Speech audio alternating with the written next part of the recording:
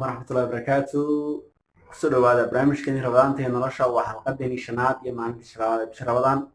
Maanta xalqadan waxaynu ku baran doonaa casharaa aynu kaga soo baxayno nolosha suubanaheeni Nabi Maxamed sallallahu alayhi wasallam, yaraantiisii, caruurnimadiisii iyo dhammaan noloshiisii oo dhan casharaa aynu ka barayno, tusaale uga dhigano nolosheena maanta ayaynu maanta ku qaadan doonaa barnaamijkeena.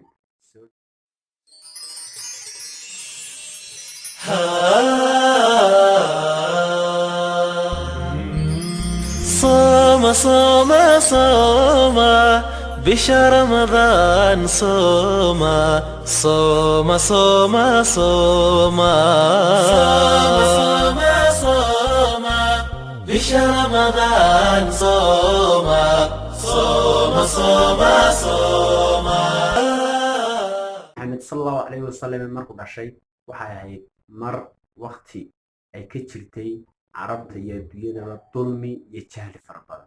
sidaa daraadeed maalintii uu dhashay nabiga isniinba waxay ahayd maalin cusub ay usoo baxday adduunka, waxaana ay taasina tusaysaa in mar kasta rajo ay jirto isbedel iman karo oo ilaahay mar kasta rajo laga sugo oo rajadu tahay waxa wax bedela, mar kasta aynu rajada ka quusan. Nabi Maxamed sallallahu alayhi wasallam markuu dhalanayay hooyadii waxaa dhalmada ku caawiyey 4 dumara. 4taa dumari hadhow toole waxay heleen xasanaad iyo abaalmarino fara badan. 4taa dumara mid caruurtiisii iyo ilmihaygu wuxuu noqday nin ganacsado oo weyn, mid wuxuu noqday mid caalima oo ku jiray rag ugu caalmiga badnaa waqtigii nebiga. mid kalena waxa ay xornimo hesho, adoonbeedu way xorowday. mid kalena inankeedu waxaa noqday mujaahida oo diinta islaamka ugu gargaara, seefkiisa hogaamiye dagaalaad buu noqday. qodobkaasi wuxuu ina tusayaa dhaba in qofku markuu wanaag sameeyo uu isagoo noloshiisa barakeeyo ama nolosha qoyskiisa, nolosha caruurtiisa, wanaag iyo gobonimo kastoo samayso iyo caawin kastoo qofka loo samayso inay aad dib kugu soo laabanayso oo adiga ay xasaan iyo noloshaada barakeynayso iyo nolosha caruurtaada. sidoo kale nebigu markii uu dhashay adeerkii waxa uu bixiyey Maxamed. adeerkii intuu kula wareegay kacbada ayuu Maxamed u bixiyey. dadka ayaa weydiiyey waa maxay magacan cusub ee hore loo arag, maxaad magacan ugu bixisay? waxa uu yidhi waxaan rabaa inay magacan ku ammaanaan dadka dhulka dushiisa saaran iyo dadka samada jooga, inay ku ammaanaan ayaan rabaa. waana sii dhacday. halkaana waxaanu ka baranaynaa in aad u doortid awlaadaada magac wanaagsan. qofka nasiibkiisa uu ka qayb qaataa magaca loo bixi. sidaa daraadeed inaad magac wanaagsan u doortid ilmahaaga in waxaa ka baranaa. sidoo kale adeerkii waxa uu kaxayn jiray nebiga sallallahu alayhi wasallam marka uu la shidayo odayaasha Quraysheed ee uu kacbada kula shidayo ee dhaqaalaha waddanka iyo ka wada hadlayaan waxyaabaha khilaafaadka jira xaalka ayuu kaxayn jiray. kadib nebiga halkaasi maskax badan buu ka heli jiray inuu dadka xikmada badan ee doodaya dhexdooda aragti wanaagsan iyo maskaxdiisa iyo fikirkiisu in doorka kor uga sii kaca ayay ka heli jirtay. halkan waxaan ka baranaa in ilmahaaga adigu aad geyso oo kaxayso marka aad shirarka dadka waaweyn aad tegisid. si lamid waxaanu ka baranaa ka dhalinyar ahaan inaynu la saaxiibno dad inaka inaga ogaal badan, dad inaka inaga cilmi badan, inaga xikmad badan, si markaa maskaxdeena iyo fikirkeenu qaybtuu ahaa qayb kaloona arkaynu inoo tusto oonu aan u fikirno sidii hore u fikirnay si ka ballaaran. taas ayaynu halkaana ka baranaa. sidoo kale nebigu markii uu yaraa waxa uu yaqaanay jimicsiga waxyaabo ka mid ah. waxa uu yaqaanay dhabaasha, waxa uu yaqaanay fardafuulka, waxa uu yaqaanay legdinta. sidaa daraadeed waxaa loo baahan yahay inaan inaku caruurteena aynu barno waxyaabaha aasaasiga ee looga baahan yahay ee qofku inuu ku badbaadi karo waxyaabahaasoo kale in la baro. si lamid waxa loo baahan inaku inaynu barano xirfadaha noocaas. sidoo kale carabtu waxay dow lahaayeen in ilmaha loo celiyo miigii suu soo barto afka caadiga si jirkiisu usoo dhismo. innagana waxaan laga rabaa mas-uuliya naga saaran tahay aan ka baranaa halkaasi in ilmahaanu dhalnay afkiisa iyo cuntadiisa ay mas-uuliyad gaar naga saaran tahay aan u tarbiyeyno sidii aan u tarbiyeyn jirnay si ka wanaagsan. sallallahu alayhi wasallam aabihii waxa uu dhintay isagoo calooshooda ku jira. hooyadiina waxay dhimatay isagoo 6 jira. awgiina waxa uu dhintay isagoo 8 jira. adeerka Abu Talib baa soo koriyey, wax waalid ma lahayn.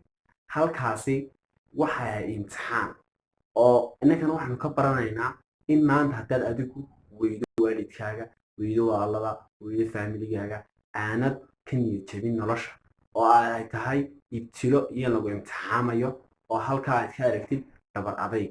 nebigu isagoo intaas baa ku dhacday, isagu waxa uu haddana nacam dhabar adayg buu sameynayey oo waxa ku kalsoonaa jiritaanka ilaahay.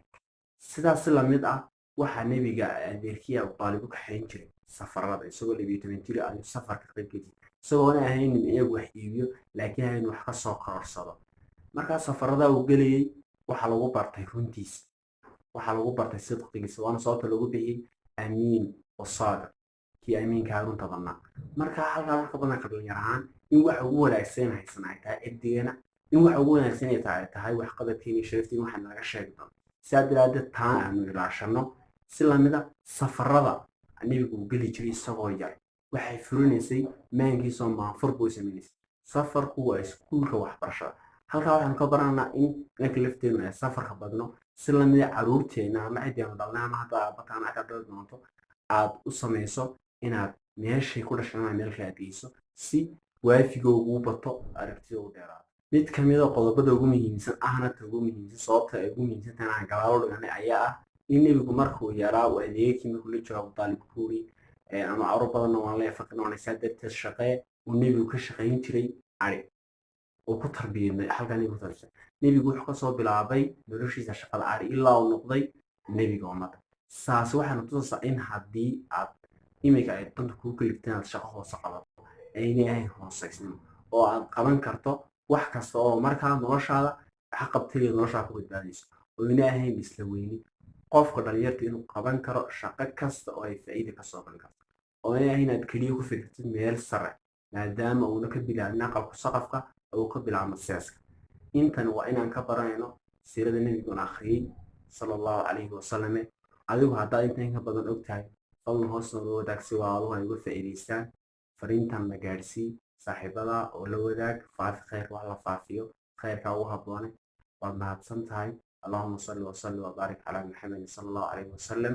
السلام عليكم.